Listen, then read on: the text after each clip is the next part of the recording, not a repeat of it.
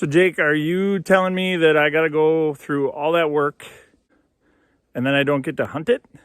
But what I usually see is when people pay to put in infrastructure, food plots, they put in a very select few and they put it by quote unquote my stand. I'm going to put this around my stand so that deer come to my stand and they get killed at my stand. Well, if you only put in stuff by your stand, as soon as you start hunting your stand, deer are, like I just showed you, they're watching you walk in. That's what they do all the time. They deal with wolves all the time, bears all the time. We're actually the worst hunter of the bunch, right? So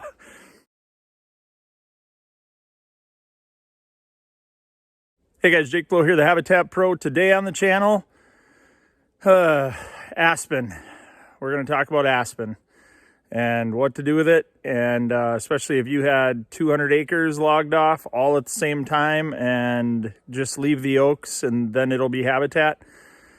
We're going to tell you what to do with that when the 3 years is over and it's not habitat for 50 years. So we're gonna tackle that today on the channel. That is what we do here. We take you on client properties so that you eventually see something that you enjoy, that is of value to you on your property or on public land where you hunt, because this happens a lot on public land where you hunt.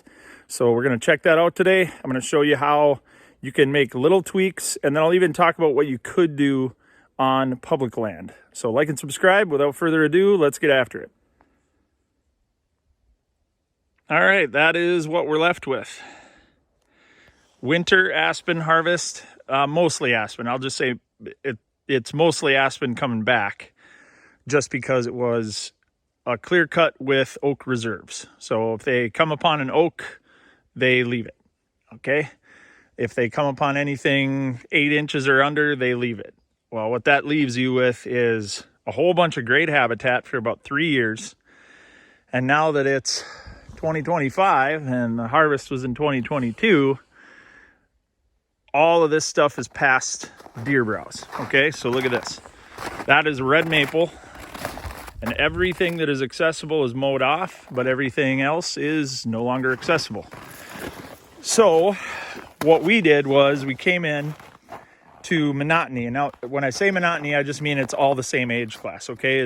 It is diverse, but if they can't reach the diversity anymore, then you don't have diversity, right? It's a bunch of shade.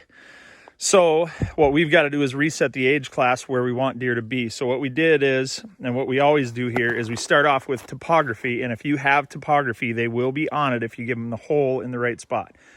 So we've got this marsh right here, and we brought the mulcher around the marsh, roughly 15 yards out from the marsh. And we brought it up here where we've got a red oak and we've got a bur oak. Okay, and then we've also got a white pine that could be a ladder stand. And I'll say could be because I'll tell you how we kind of have to think of this area in a moment. But all we did here was we created a little acorn drop point where they can come in and scrounge for this stuff. And then we hubbed trails in here from all of the elevation points and all of the bedding elevation in this area. So that one in particular goes right up there on top, and there's a point that looks off over this pinch, because this is a little skinny dry land pinch in between two beaver ponds. Great pinch.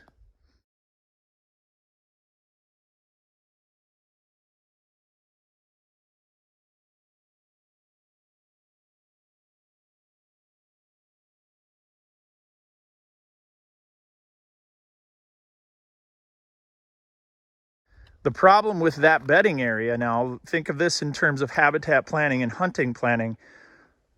Deer in that bedding area are looking over this whole area all day long.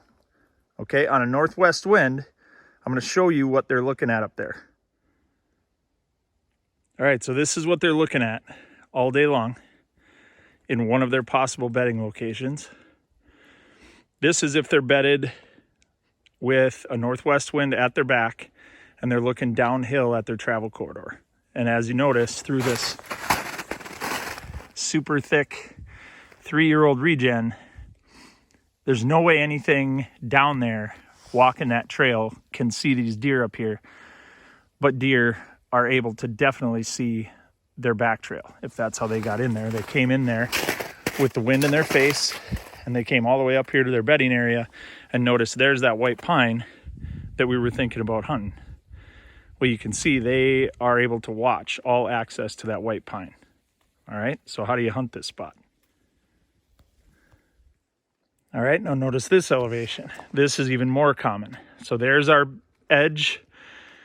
You can see out there where all of that habitat is exactly the same. And deer are right here, just behind that edge of regen, because they're able to see through it. And then again, there's our big white pine. So they're able to watch all access to that white pine. If you were going to hunt in that, these deer would peg you because the wind is behind them and they're watching their back trail and they're watching the plot that they're going to eat in as the perennial food source. You know, we'll put some clover over there. But you're not able to hunt that white pine if deer are laying here. And the resident doe family in the area, once you put clover in there, is going to be there. Okay, moved over 30 yards. There's our white pine bow stand. Bed. Bed. Bed. That's what they're doing all day long. Is they're watching this pinch coming around the thick stuff. That's their escape if they smell anything coming through the open timber behind them. So Jake, are you telling me that I got to go through all that work to bring in a brush mower or a mulcher, grind up all that stuff, and then I don't get to hunt it? Well, no. The answer is sometimes you hunt it.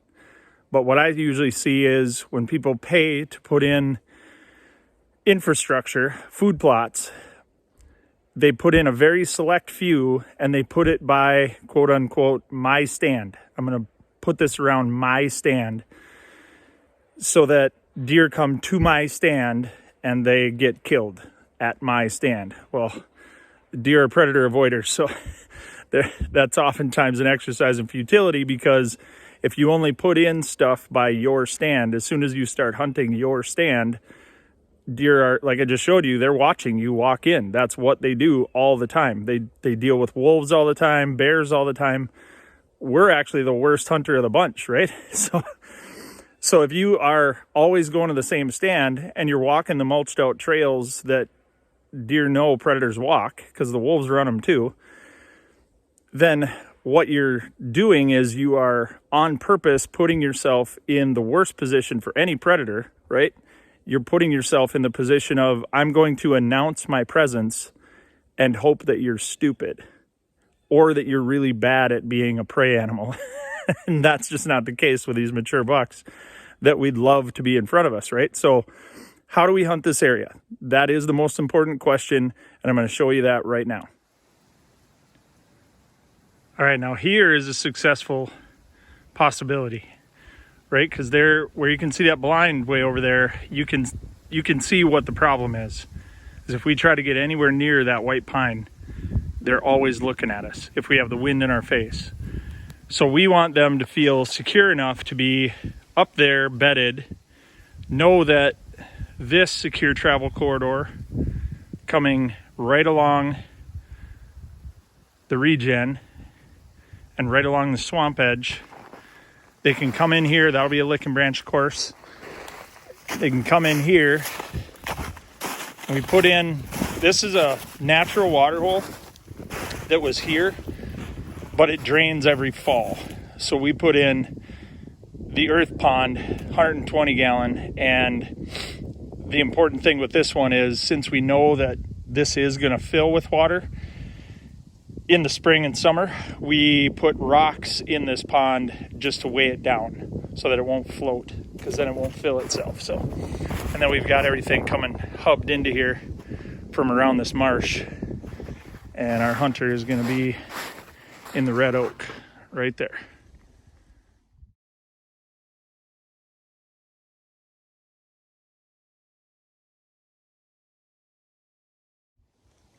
And we could even put a box blind back here. We could back it up to the white pine there if we wanted to. But this is how you create it, guys. There's not enough room on this side over here at all for bedding to happen. So what we did was we put a point of attraction here, and it's just a crazy hub. You can see sometimes they're coming across the marsh, sometimes they're coming from that way. Sometimes they're gonna be coming from camera right now, but they couldn't before because it was just way too thick and gnarly. So we punched one through all the way back up to that little nugget of a plot by the white pine. So now to get back to this white pine, when can we hunt that? Can we hunt it? We will hunt that if we go put on a stalk and we decide we're going to still hunt all the way around this marsh on the travel corridor or within very close sight of the travel corridor. If we get there and we want to post up for a bit, that's a way that we could hunt that stand. Because then, of course, we will probably have either kicked deer out of there with our spot and stalk, or they're not there at that moment, right? The other way to hunt that white pine is to do a bump and hunt, right? So you're going to get downwind of it so that they don't smell you coming, but they hear you or see you and they take off, and then you quick get up in that tree with the wind in your favor, and then they'll just think that their bedding area was awesome, and then they'll filter back around to it in a couple hours and you might have your shot. So those are two ways that you could hunt that particular stand. But like I say, that is a stand that's kind of a trap, because if you put all that work into it and bring the mulcher in, put in a food plot, most of the time the clients that I run into are not able to stay out of that plot. They go there every single day because it's my stand, right? And they did all this work, and then we're saying, well, you can hunt it, but you're gonna have problems because they're looking at your access to and from the stand, and they just avoid predators because that's how they're wired. Hey, if this is any help to you guys, please like and subscribe. Share it out there for us on your social media, and if you need help designing your property, contact information is always at the end of the video. This is Jake Blow, the Habitat Pro. We are in northern Minnesota. Get out and enjoy creation, guys. Good luck this season, and God bless.